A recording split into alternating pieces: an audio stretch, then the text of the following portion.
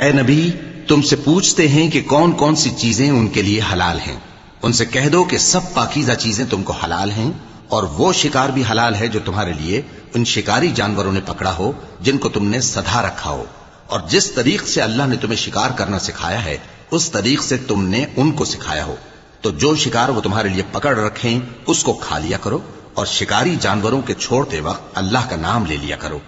اور اللہ سے ڈرتے رہو، بے شک اللہ جلد حساب لینے والا ہے۔ آج تمہارے لیے سب پاکیزہ چیزیں حلال کر دی گئیں، اور اہل کتاب کا کھانا بھی تم کو حلال ہے اور تمہارا کھانا ان کو حلال ہے، اور پاک دامن مومن عورتیں اور پاک دامن اہل کتاب عورتیں بھی حلال ہیں، جبکہ ان کا مہر انہیں دے دو، اور نکاح سے عفت قائم رکھنی مقصود ہو، نہ کہ کھلی بدکاری کرنی اور نہ چھپی دوستی کرنی۔ اور جو شخص ایمان کا منکر ہوا اس کے عمل ضائع ہو گئے اور وہ آخرت میں نقصان پانے والوں میں ہوگا۔